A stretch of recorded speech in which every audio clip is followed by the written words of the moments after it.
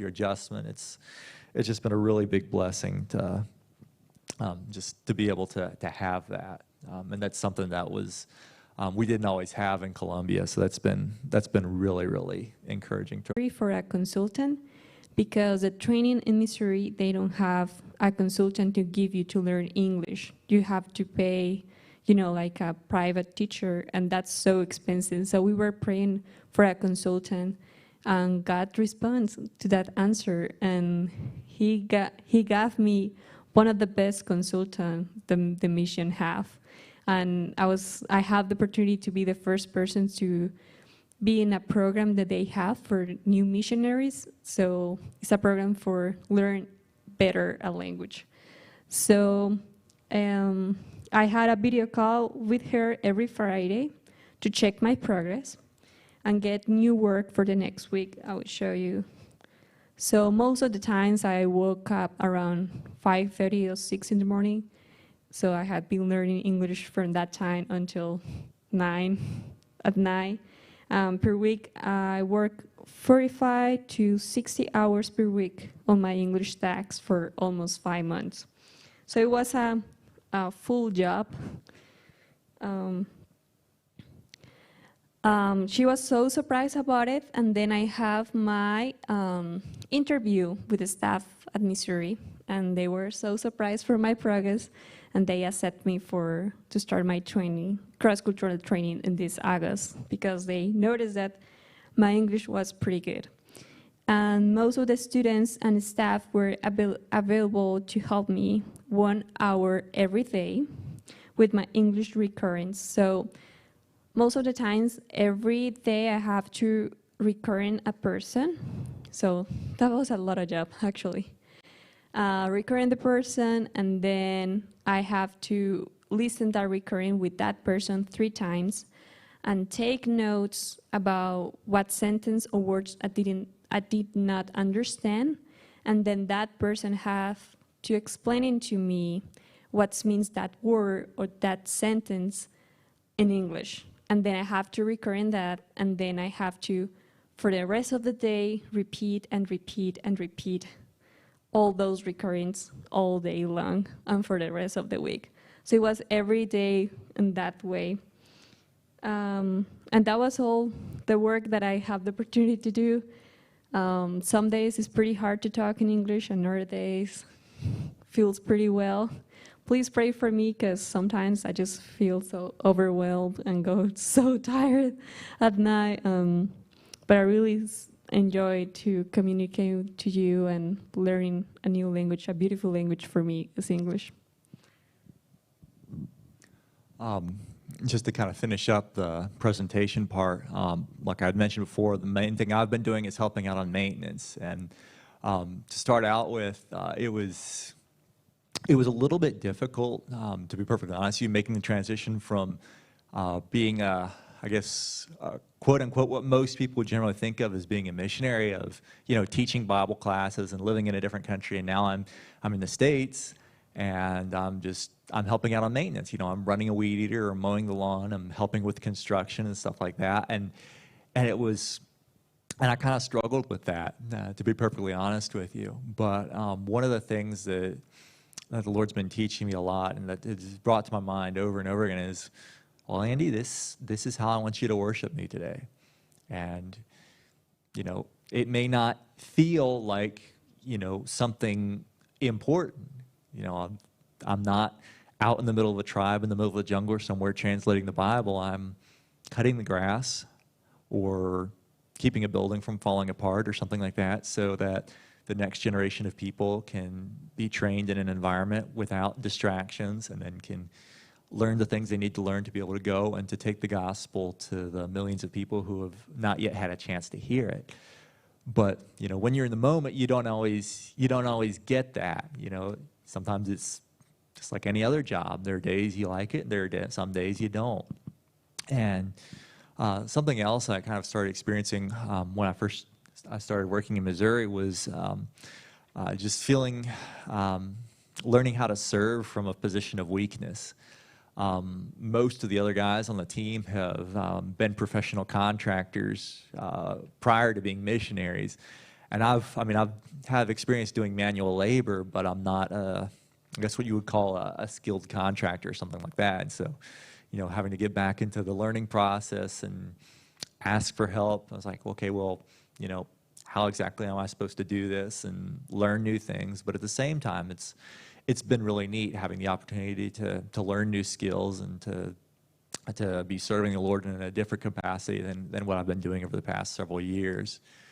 And I'd mentioned this before as well, but I can't express enough just how thankful I am for the team that God's placed us with there in Missouri. There's about 10 of us altogether who are working on the maintenance team, and it's just really, really neat just to see how the team cares for the different members, how they, if someone needs help, everyone comes. If, someone has something going on at home, they're very understanding. It's been a tremendous blessing, the team that God's put us with. And again, I think the thing that the Lord's been teaching me over and over again is just learning to worship Him, doing mundane, normal, everyday sorts of things. And, as we look at the scriptures, a lot of times when people were serving the Lord, when God was really doing some incredible things, it didn't always feel like something incredibly exciting at the time. We hear about Abraham, who's the father, who's, held up to us as an example of faith. And most of his life was spent packing up, moving from one place to the other. In the book of Genesis, we get a few highlights of his life, but from the time that God called him to the time when he has Isaac, there's 25 years where God only interacts with him on 2 or 3 different occasions. And most of Abraham's ministry is just taking care of normal everyday stuff, doing what he has to do, taking care of his sheep, taking care of his servants, solving problems. And just as we finish up the presentation part, the thing I'd kind of like to encourage you all with is just whatever God has you doing right now, that's the way He's called you to worship Him. Whether it's working in an office or it's working in a restaurant, doing some kind of manual labor or watching your kids, that's how God wants you to worship Him today. And that's been something that's really encouraged me just as I've been working in a ministry that I wasn't planning on for the next several years. And I guess most of you probably already know this, but another, a big praise for us is that we're expecting baby Williams on December 4th. And so we're really looking forward to that. It's a new adventure for us. It's like all of you who have had children before, they don't come with instruction manuals, and the 9 months prior to getting to meet them doesn't come with an instruction manual either. But it's been a neat adventure, and the Lord's been teaching us a lot through it. Do you have anything else you'd like to add, honey? Or if you want to know about our prayer requests, I have a few, papers. So it's like behind of that, we will have a full schedule what we are going to do for the next 3 years.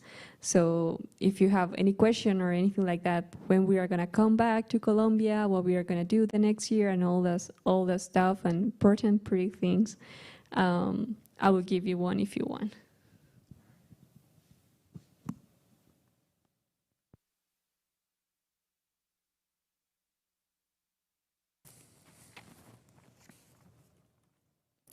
are we good to go? Okay, there we go. Thanks, honey. Well, thank you all so much just for allowing us to just kind of share what the Lord's been doing and just kind of what's going on in our lives and what we've been doing out in Missouri. The thing that I have to share with y'all tonight, it's not anything earth-shattering. It's just something that the Lord's kind of brought out to me in my devotions a few weeks ago, and it's something I've been thinking about a lot, and I want to share it with you, and I hope and pray that it's an encouragement to you all. I'll just go ahead and pray before we get started, and then we'll jump in. Father, thank you so much for today. Thank you for this opportunity to share your word.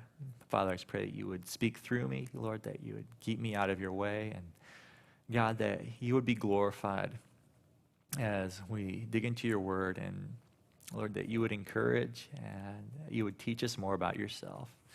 Pray this in Jesus' name. Amen.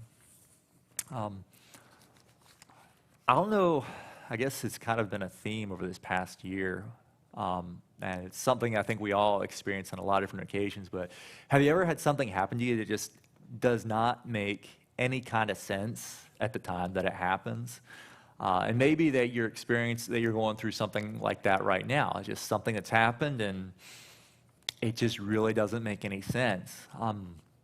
There are sometimes when something starts happening and you see, okay, I think I can see what God's doing with this. But a lot of the times, and I think maybe even most of the time, we're really kind of a little bit in the dark of what it is that God's doing. And it's even harder when it's something hard, when it's something painful. And we can't see any conceivable reason why God would be allowing this to happen. Those are the things that are really a little bit more difficult to swallow. And I think we've all experienced that sort of thing when God allows something into our lives that just, it hurts and it doesn't make sense. And maybe in the long run, we'll get to see, kind of looking back, what it is that God was doing. But in the moment, it can be really, really difficult just to keep doing what you're supposed to be doing when things just seem to have gone completely black. The person we're kind of going to be studying a little bit tonight is Joseph. And he had a lot of different things happen in his life that at the time probably didn't make a whole lot of sense.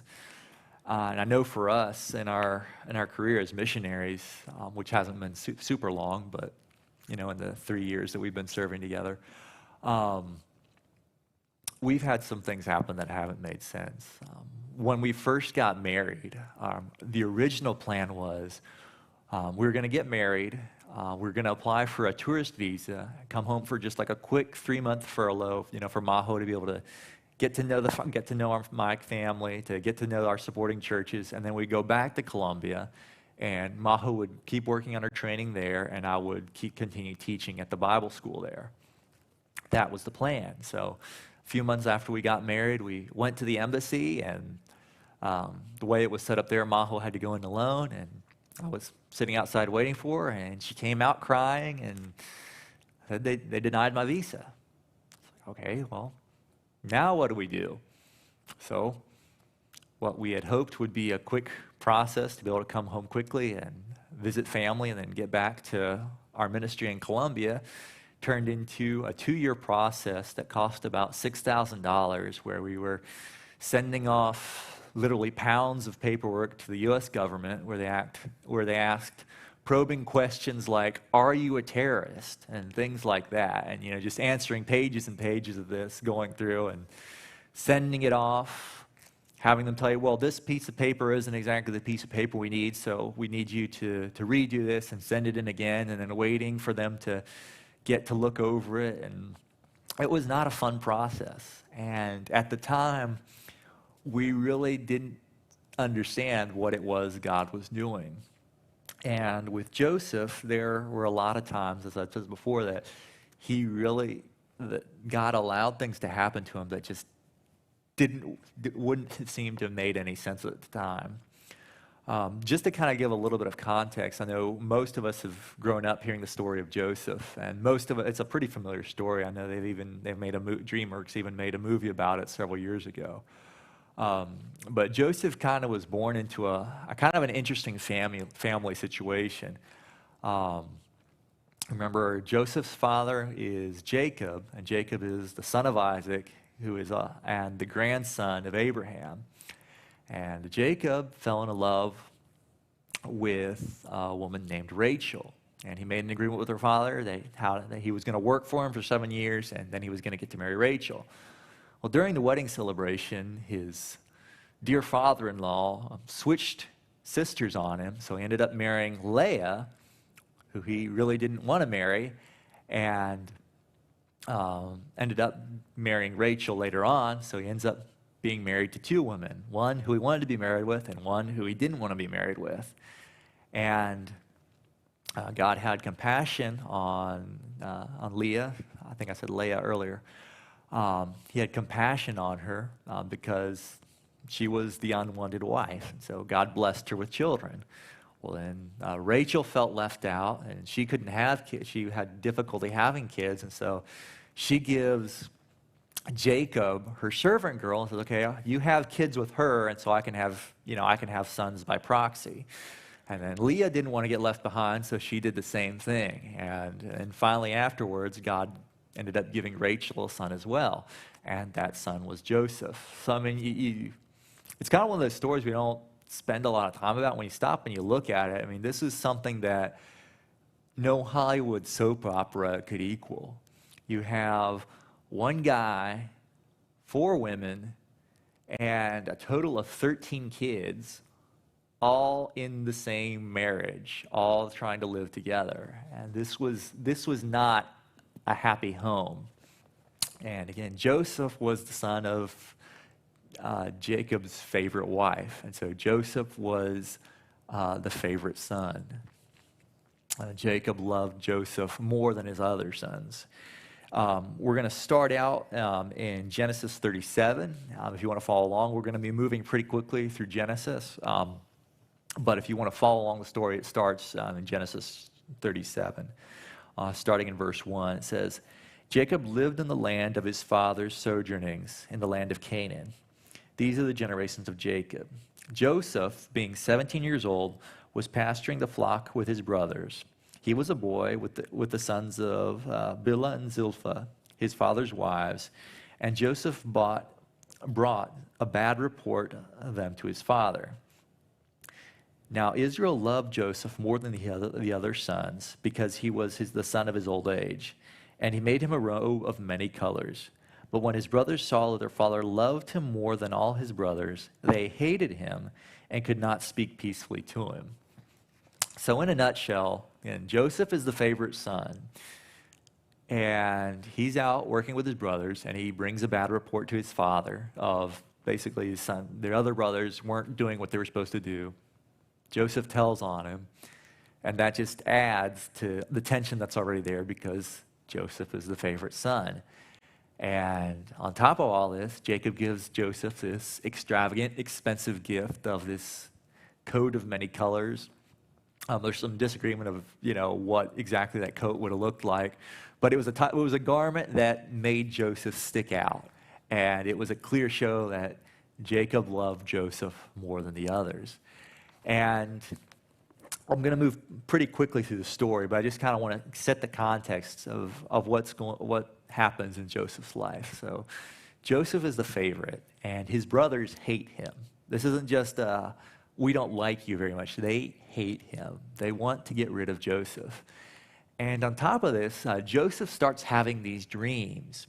And in one dream, him and his brothers are out in the field binding up sheaves of wheat, and all his brothers' sheaves of wheat bow down to his, and his stands up straight. And Joseph, whether out of pride or ignorance, has the bright idea of going and telling this to his brothers at the breakfast table. And then he has another dream where not only his brothers, but his father and mother end up bowing down to him. And even his father gets a little upset about this. And again, we don't know if Joseph did this out of pride or just out of ignorance. It just doesn't seem like the best idea in the world to, tell your brothers who already hate you, hey, I had this dream where you guys were all ended up bowing down to me and serving me. That just doesn't seem like a good idea. But Joseph's father, a few days after that, he sends Joseph out to, again, check up on the brothers. They're out with their flocks, and when you have a flock of sheep and goats, you have to take them from one place to the other depending on whether there's good grazing. So Jacob sends Joseph out to see how they're doing. And Joseph's brothers see him coming, and they decide, this is our chance. Now we can finally get rid of him. So they decide, we're going to kill him. We're going to kill Joseph, and we're going to tell Dad that a wild animal got him. And Reuben intercedes for Joseph, says, no, no, we can't kill him. Just put him down in a pit and we'll figure out what we're going to do with him. So they put Joseph in a pit, and they end up deciding to sell him into Egypt. So Joseph gets sold as a slave to a guy by the name of Potiphar, who is the captain of the guard of the king of Egypt. And Joseph's brothers tell his dad that, Joseph got eaten by an animal. They even take his fancy coat and they tear it up and they dip it in blood and they show it to their father, and their father assumes that Joseph's dead. And in Egypt, Joseph, who's been sold as a slave, starts working for Potiphar, and he does his job well. The Bible says that God was with him, and everything that Joseph is doing is prospering. He's doing really well at the job that he has. And Joseph ends up getting put in charge of everything that Potiphar has. So he ends up being the general manager of Potiphar's estate. And so now things kind of seem like they're looking up for Joseph a little bit. But then what happens? Potiphar's wife starts messing with Joseph. She starts trying to seduce him. And on one occasion, Joseph's in the house by himself. There's no one else around. And she tries to seduce him again. And Joseph runs away, leaving his garment behind. She screams. Joseph gets falsely accused of trying to rape her, and he gets thrown in jail. While he's in jail, again, he starts just doing the best he can where he's at, and he gets put in charge of the other prisoners there in jail. And during the course of his time in jail, the baker and the butler, or the wine taster for the king of Egypt, they run afoul with their master, and they get put into prison as well. And Joseph stops by, and he sees they're kind of upset. He stops by one day, and he sees that they're distraught, and he asks, well, what's going on? He said, well, we've both had these dreams, and we're not sure what they mean. And Joseph said, well, tell me your dreams, and maybe God will work through me, and I can tell you what they mean. And so they share their dreams. The king's baker tells him that he's been carrying these baskets of bread on his head, and the birds come and start eating the bread. And the king's cupbearer, or his wine taster, tells him, I had this dream where I'm sitting there, I have Pharaoh's cup in my hand, and I see this cluster of grapes, and I grab them and I squeeze them and I make wine for Pharaoh and I take it to him. And Joseph tells the cupbearer, well, your dream means that in a few days that Pharaoh is going to remember you, and he's going to lift you up. He's going to bring you back out of prison, and he's going to put you back in your old job. Great. And the baker didn't get such a good interpretation, and tells the baker, your dream means that in a few days Pharaoh is going to remember you, and he's going to execute you. And Joseph asks the king's wine taster, he says, when you get out of prison, please let Pharaoh know that I'm here, that I'm in prison, and it's unjust, and, just please talk with him, and maybe I can get out of prison.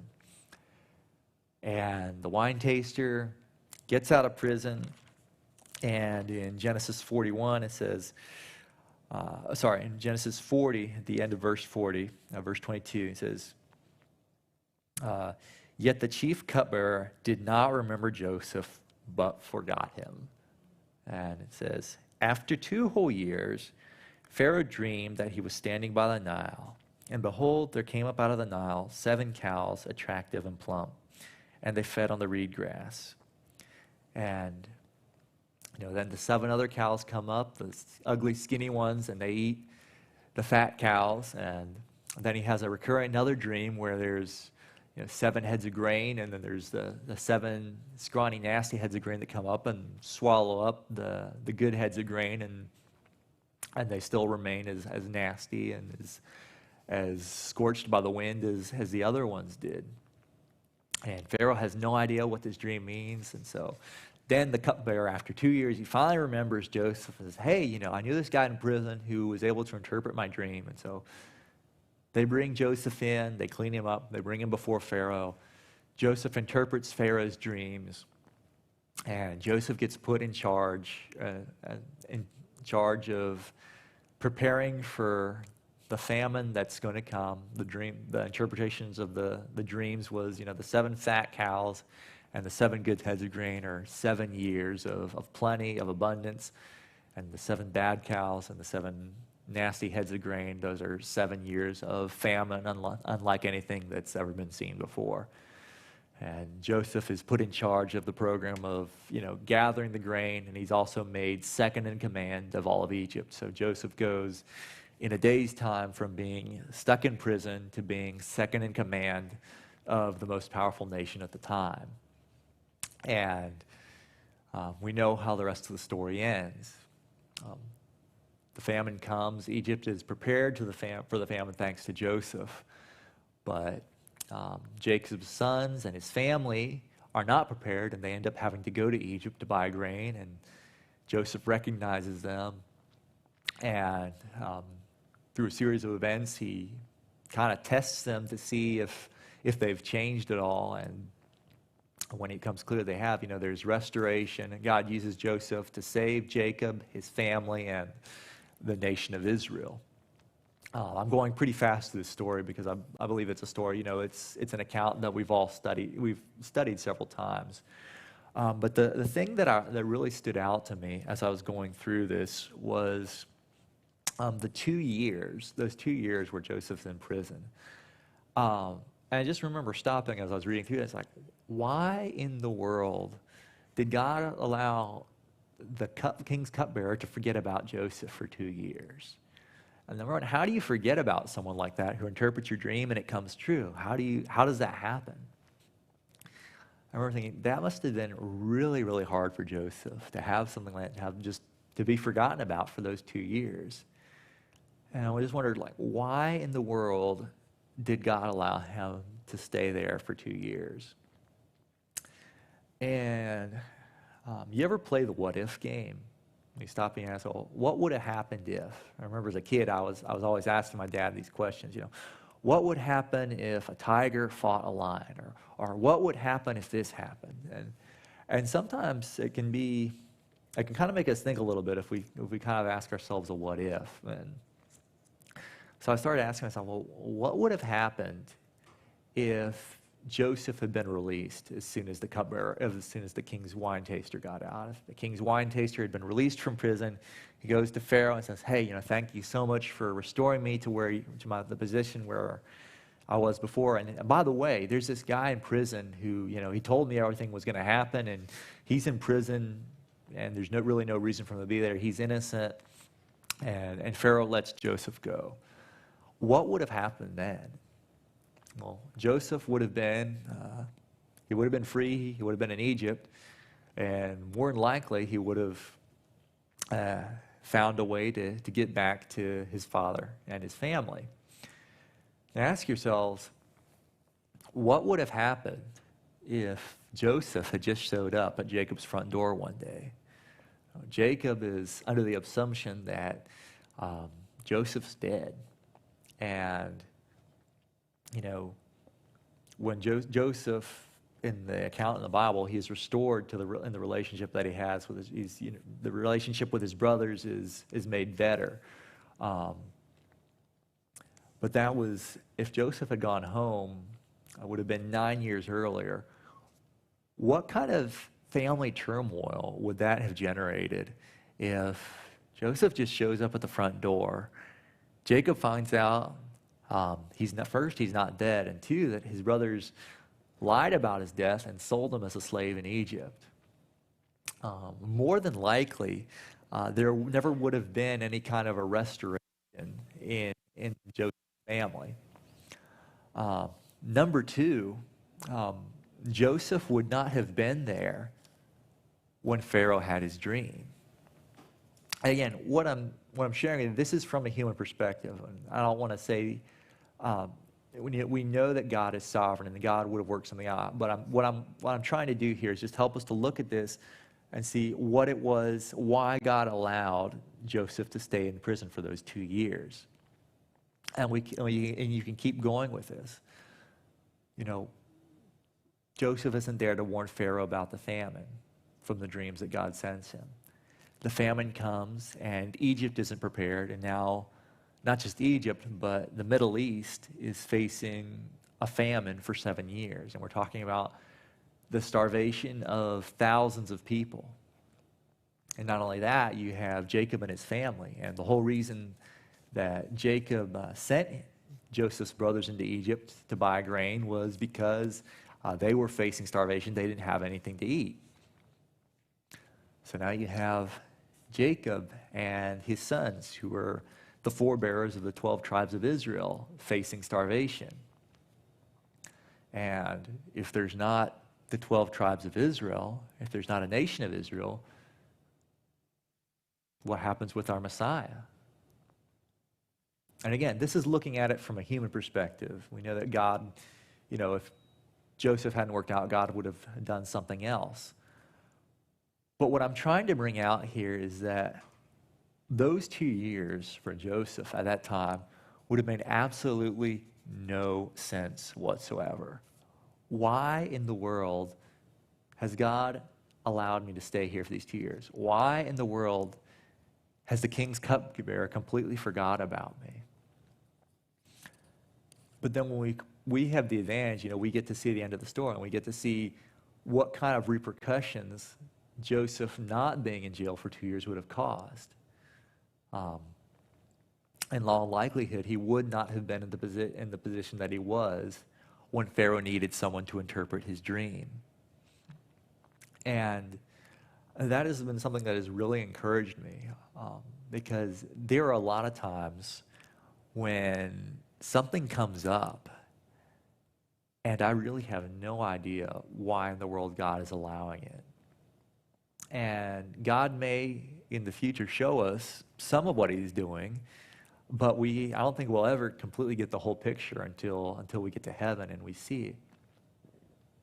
But with Joseph here, we have a clear example of just seeing how God took something that seemed completely unnecessary and extremely painful, being in jail for 2 years, being forgotten about, being sold into slavery, and used that to save Jacob and his family, and also to save the lives of thousands of other people who would have starved to death if it wasn't for the fact that Joseph got stuck in jail for 2 years because one person forgot to make good on a promise they had made. It was something from a human perspective that seems crazy and unreasonable, but God was still working through that to put Joseph in exactly the right spot at exactly the right time.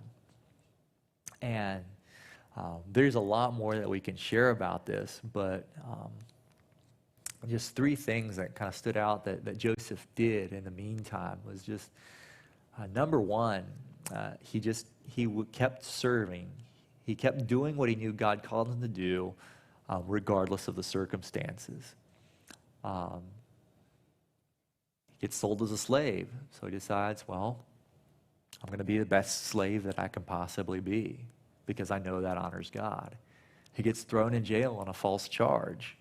Well, I'll be the best prisoner I can be. And he ends up being put in charge of the rest of the prisoners, and because he's in prison, he's in the spot he needs to be when Pharaoh has his dream. Something else that I noticed about this is just Joseph refused to be bitter and to blame the people around him.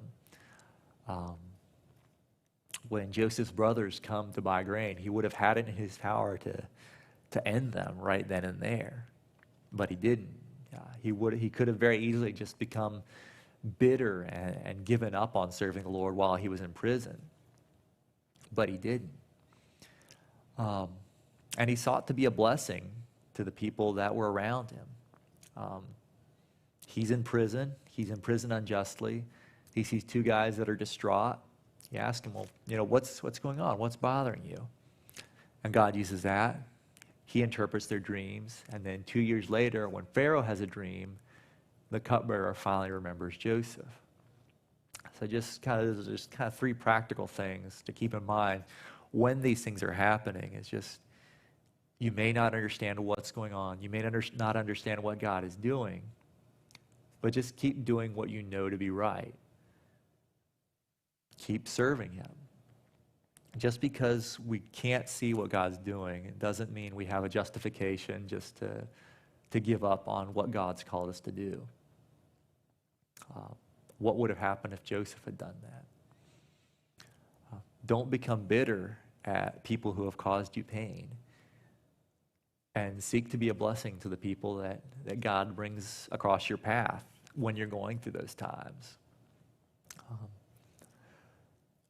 Just to kind of wrap up, you remember the story I began telling at the beginning, just about what had happened to Majo and I when we were in Colombia.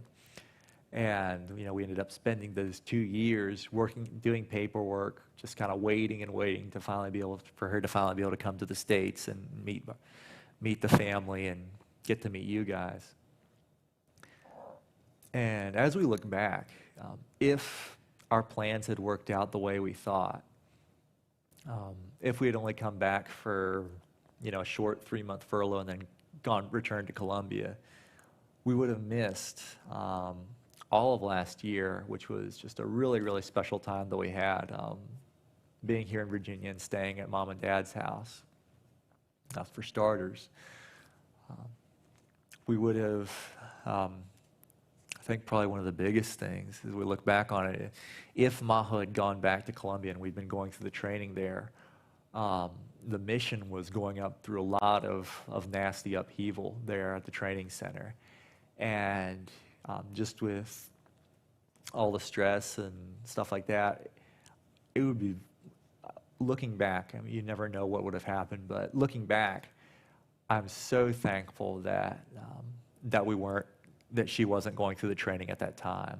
I think it would have been very easy for us just to have given up, and there's a good possibility we would have left the mission just because of everything that was going on at the time, if Majo had been going through the training there when everything was going on.